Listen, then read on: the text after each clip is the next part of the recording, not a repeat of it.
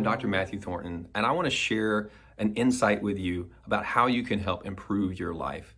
Now, a lot of us, we struggle with problems, and many times the problems that we struggle with are patterns in our life. They happen over and over again. And that can be any kind of problem, whether we get sad and down, or we are stressed and anxious, or maybe we have conflict in a certain relationship.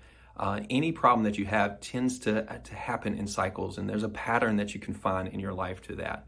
And a lot of times we want to change those patterns. We want those to be different. So I'm going to teach you a little bit of a method that you can work with to help change some of those patterns in your life. So let's take that last example, conflict in a relationship. And maybe you've got conflict or fighting with your spouse.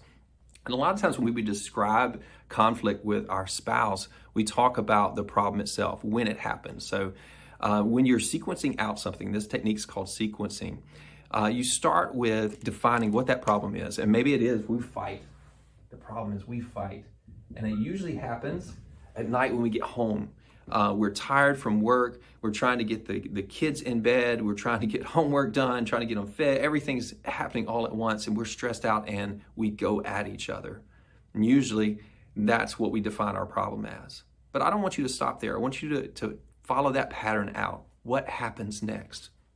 Well, maybe we won't say anything to each other the rest of the night. We just give each other the cold shoulder. And so the next part of the sequence is we're just not talking.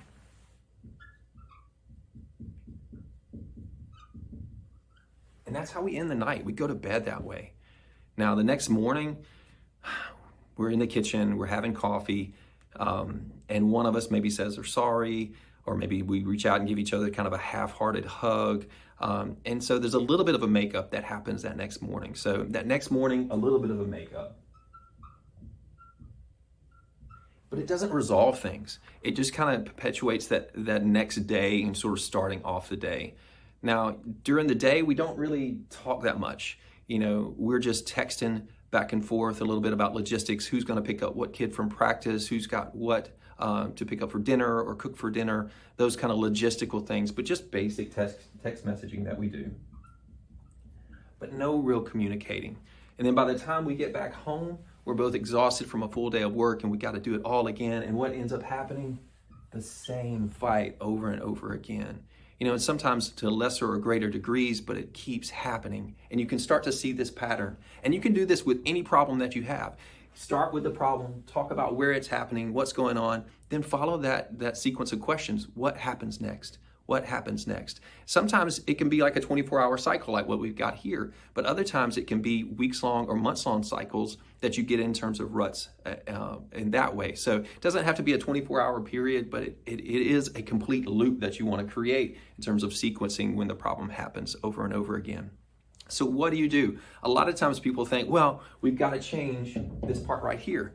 But that's really hard to do. You just got home from work, you're stressed out, you're tired, that's when the problem's occurring. That's one of the most difficult places to change this pattern in this cycle. Now, let's think about where are areas on this cycle that are a little bit easier to make some changes.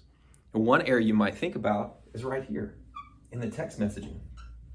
So usually you just send in logistical text messages, right? What if you change that up a little bit? What if you send a message like this? Hey, I've been thinking about you today, and I love you. I know we've been through a rough patch, but I want things to get better.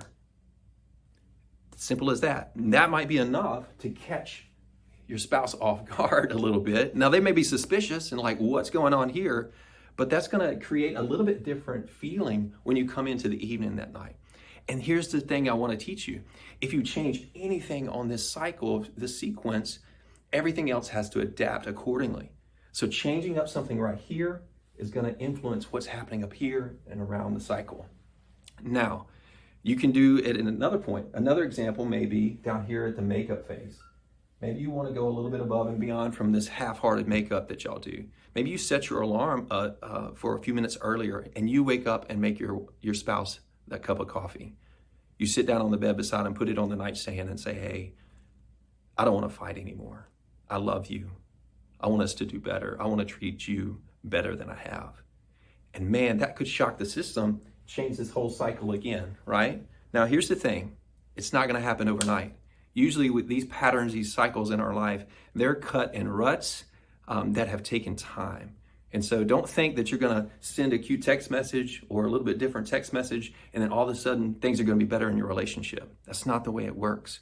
You have to consistently do these different things at these different points of the sequence enough times to where you can cut a new pattern. And that's the trick. It's going to take work. It's not magic, but you can do it. You can make a difference in your life and your relationships. And this is just one way to do that. If you're a mental health professional and you want to know more about this particular way of approaching problems, it's from an approach called strategic family therapy. It's developed by Jay Haley. It's a great approach to look into. If you are struggling with a mental health concern, I would urge you to reach out to a mental health professional. This kind of process is what a mental health professional will walk you through. And it works. Let me just say that. We know that reaching out for counseling works. So many times we sit back and we don't do what we need to do. And that in and of itself, reaching out for help, may be the thing that you need to change in your pattern. So go out and make a difference in your life.